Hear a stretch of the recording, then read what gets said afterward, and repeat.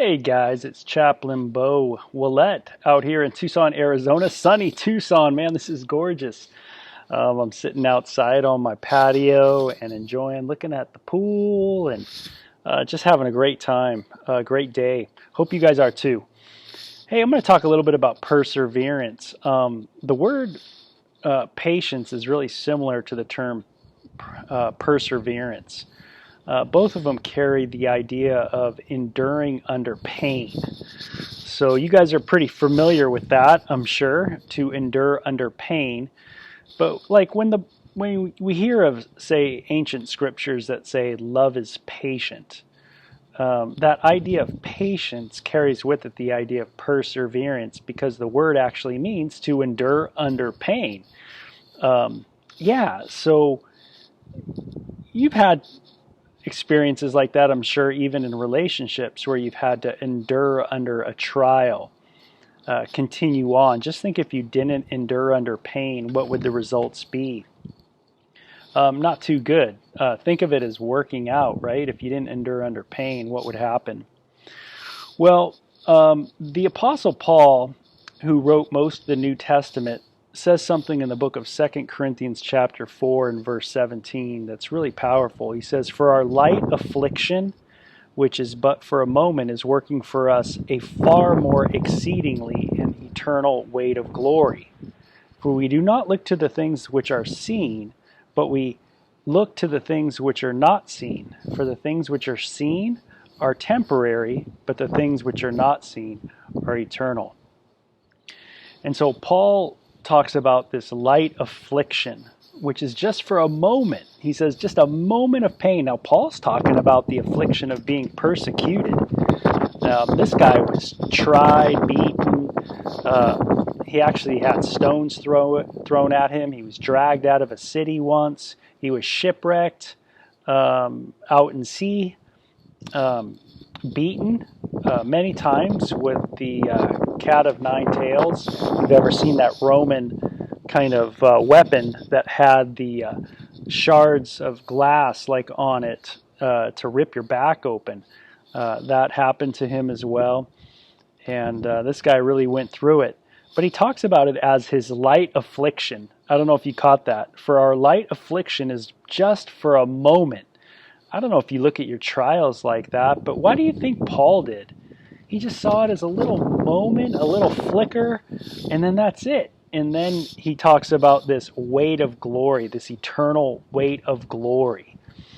You know, something glorious, something weighty, something significant awaits him.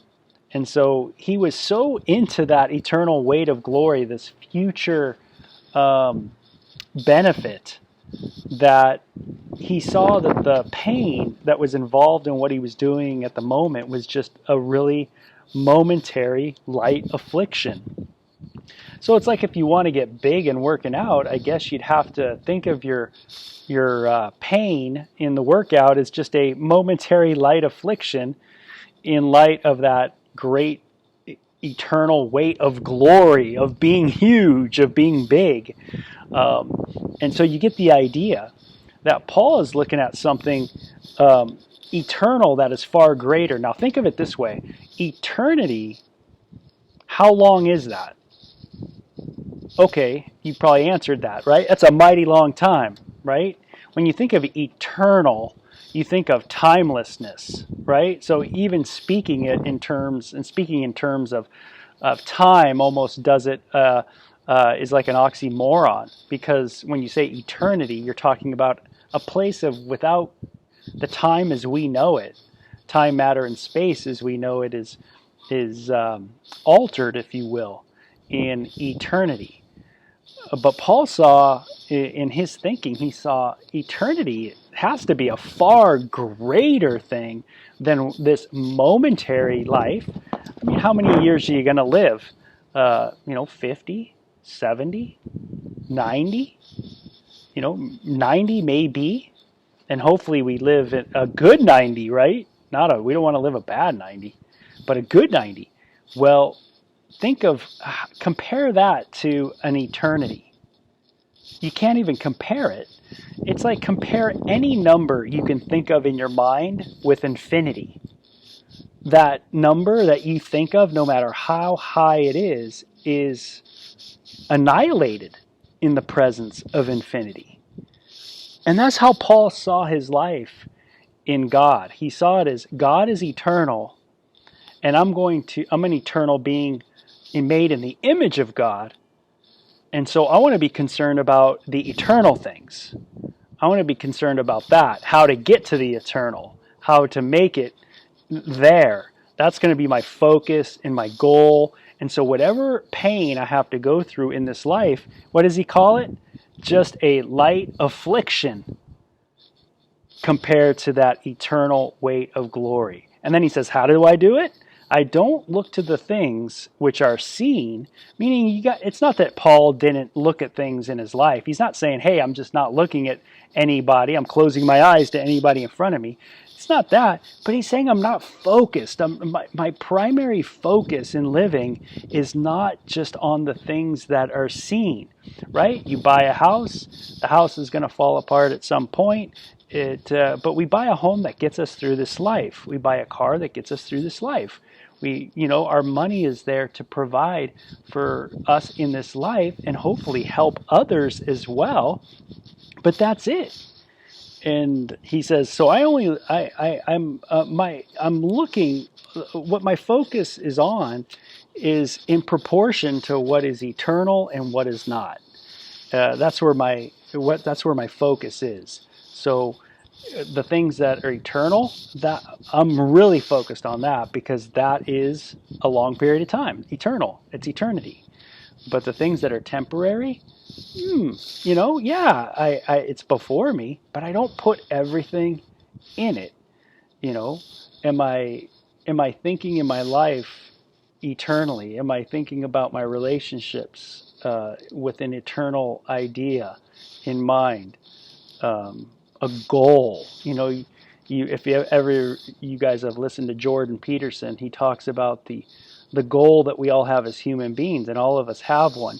Well, we have a sense of the divine in having goals, in making goals, seeing something that we know is to be true and to go after it. And what Paul says is there is something to go after, and that is to go after fellowshipping with an eternal being, God, which is far greater than anything else here. And so that's what I'm shooting for. That's what I'm focusing on. So, hey, my house, great. The pool, great. But it ain't that great, right? I love my wife. She's great. But that can't be the ultimate focus. My kids are great. I love my kids. They're big, right? 26 and 20 now. But that can't be the ultimate focus.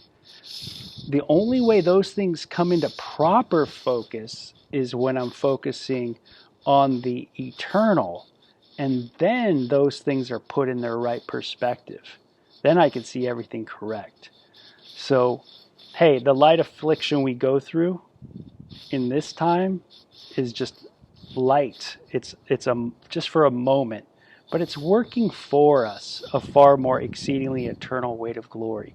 The pain we go through, the trials we go through, it's all prepping us for something far greater, something far better, an amazing result. So you guys have a great one, man. I hope you guys enjoyed the outdoors of Tucson, Arizona. Super gorgeous.